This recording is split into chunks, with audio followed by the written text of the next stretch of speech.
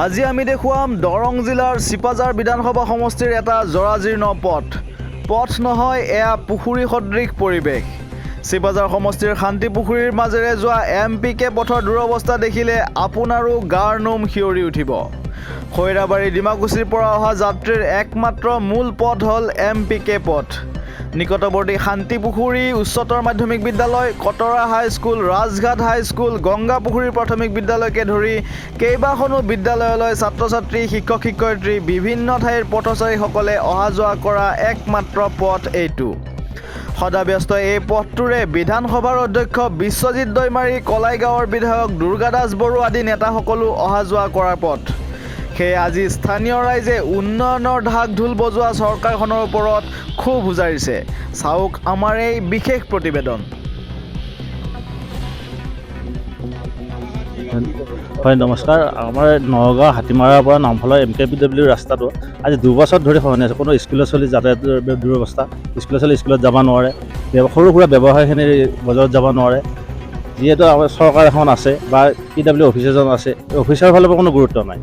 যিহেতু PW অফিচৰ মানুহখিনি তেওঁলোকে লেবাৰ লৈ আহি কামখিনি কৰিবলৈ নকৰে, তেওঁলোক শুই থাকে।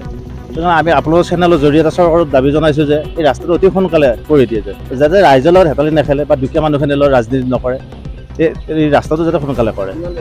আজি 2 বছৰ ধৰি বাচ্চাবিলাক পৰি আছে। অলপ আগতে আপোনালোক আহিব নে, এক্সিডেণ্ট এটা হৈছে বাইকেৰ মানুহে,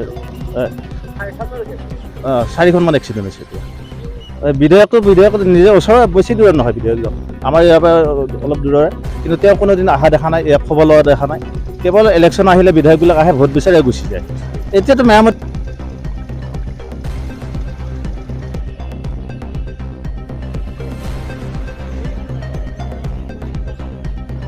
নমস্কাৰ। আমাৰ নগাঁও হাতীমাৰাৰ পৰা নামফলৰ MKPW ৰাস্তাটো আজি 2 বছৰ ধৰি সলনি আছে। কোনো স্কুলৰ চলি যাতায়াতৰ দুৰৱস্থা, স্কুলৰ চলি স্কুলত যাব নোৱাৰে, সৰু সুৰা ব্যৱসায়খিনি বজাৰত যাব নোৱাৰে।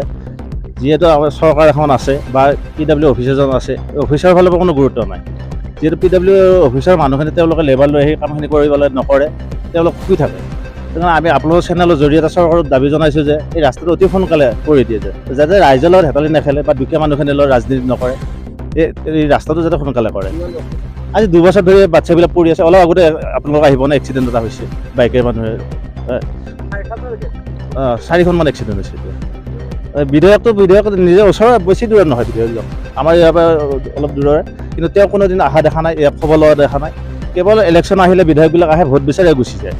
এতিয়াতো মেৰামতি লাগিব, নহ'লে কালি স্কুলত কেনেকৈ যাব ল'ৰাবিলাক? আপোনালোকে চাওক, স্কুলত যাব নোৱাৰে। সেইকাৰণে আপোনালোকে বিধায়কৰ জৰিয়তে বা SDCৰ জৰিয়তে বা এইটোৰ জৰিয়তে এই ৰাস্তাটো যাতে সোনকালে হয়, এইখিনি আমাৰ দাবী।